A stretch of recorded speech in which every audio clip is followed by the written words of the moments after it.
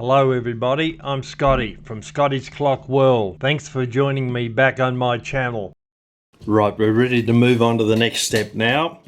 All the parts have been through the ultrasonic cleaner and we used a piece of pegwood to clean out these holes here in the plate. They're not bushes, they're holes that have been drilled into the plate when it has been made. These bushes, they're holes.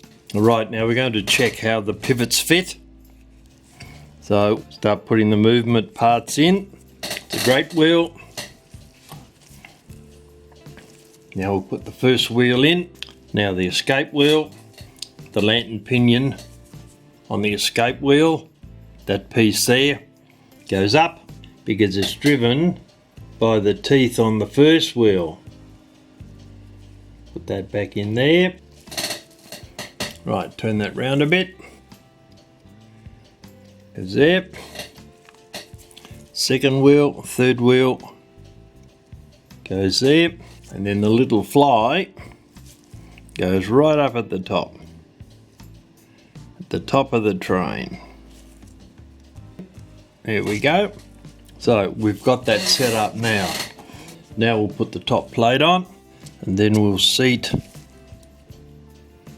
all the pivots into their relevant holes and see how much movement there is in them. Post there can go down a little bit. I'll put a nut on this post here to hold it in place. Won't tie it down tightly, just a little bit to hold it. Check the other side, do the same thing. Another nut on that post, 3/4 or half a turn. That'll hold it in place.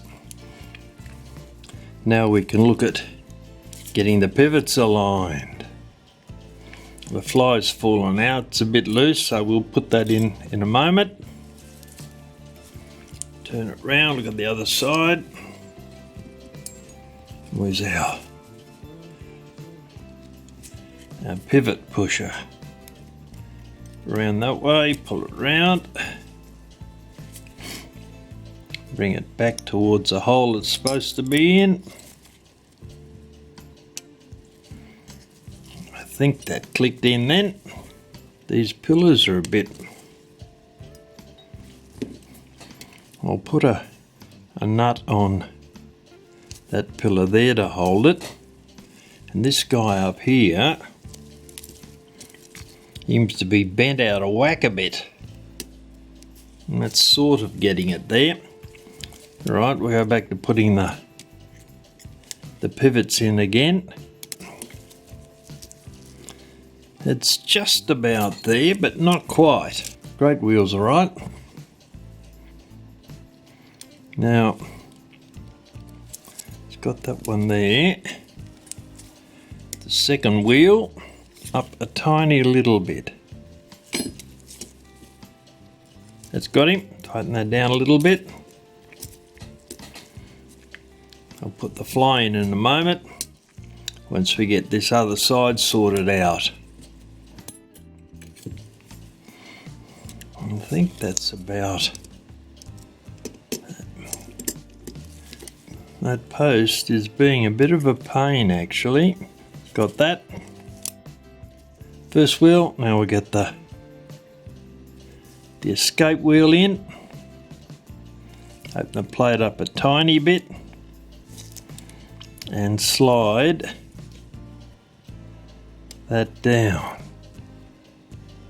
Oh, leg's fallen off, Alright, that's got that sorted. I had to move the legs. I had to reposition the legs and put them on the move. They were wobbling around too much where they were. I've put the fly in, as you can see there. We've now got both the trains in position. Time train running. And the strike train running. Right, now we'll check and see how loose the pivots are in each of these holes. I use a pair of tweezers so I can move them back and forwards and make it a bit easier to see.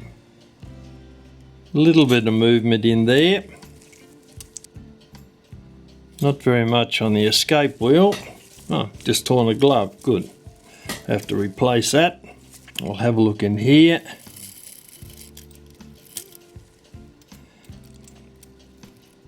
They're not too bad considering the age of the clock. They've been running for a long period of time. It's not very often that you have to replace or put bushings into a cuckoo clock. That actually doesn't look too bad. It's not worthwhile rebushing any of those. They certainly all run pretty freely. Little bit of movement there on the first wheel. T1, little bit of movement there, but not worthwhile worrying about, I don't think. Alright, well, what I'll do now is I'll oil those parts. I'll put a drop of oil on each of those pivots, because once we get the motion works on, it's not going to be quite so easy to get at them. So I'll oil them before we put the motion works parts on. I also noticed while we were putting the wheels in, there's some pretty serious rust on some of those parts. So I'll get at them with a Dremel, clean them up with a Dremel before we put them in. Actually, I'll do that before I oil the movement. Then once it's oiled, we'll then put the rest of the parts on the movement. I've removed what rust I can from the arbors and the pinions. Didn't get a lot off, but it's looking better than it was. So we're ready to do the oiling now. I'll start off with the back of the movement. We'll put a drop of oil on each of the pivots that are there. I'll put 2 on that because that's the great wheel. 1 on T1, first wheel on the time side, turn the movement round, back to the great wheel, first wheel on the strike side, S1, second wheel on the strike side, S2, turn the movement over. Be freestanding now, so it'll be alright. Now, back again. Great wheel.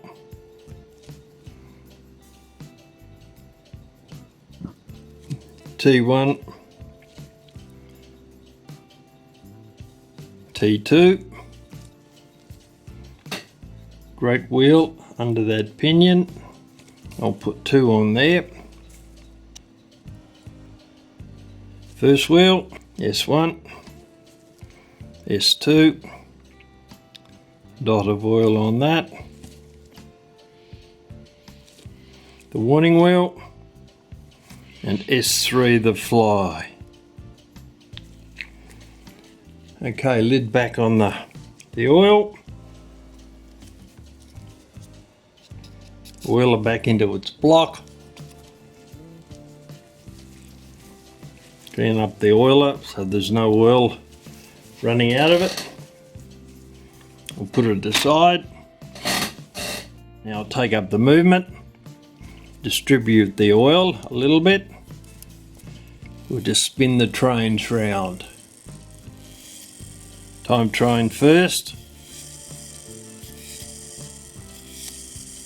Spinning nice and smoothly. Now the strike train, same thing. That'll help distribute the oil down the pivot. They're running quite smoothly.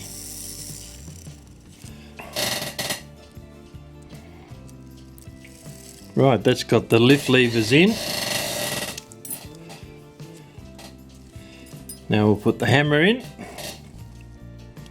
which goes there. Those 2 pins down inside it. There it goes. And we've got a spring down here. Hard to see, but it has to go over that little pin there that's not much easier to see. So I'll twist that down under it. Then get a pair of pliers and close it up. Alright, let's see what we got.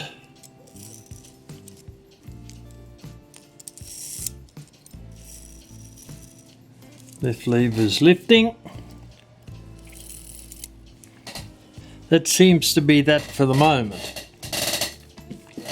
Now, we now have to turn the movement upside down. We'll take the pins off and reverse them, and then we'll come in and we'll start setting up the other side of the movement. Wind this piece in. Tighten it down with a smooth jaw pair of pliers. There we go.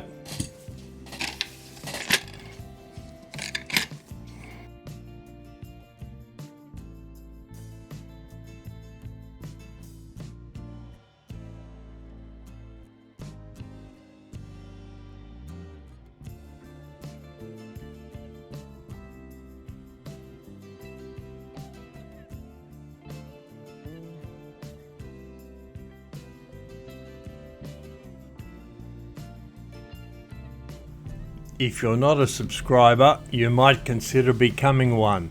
I put out videos regularly on Sunday and Wednesday mornings, at least 2 videos every week.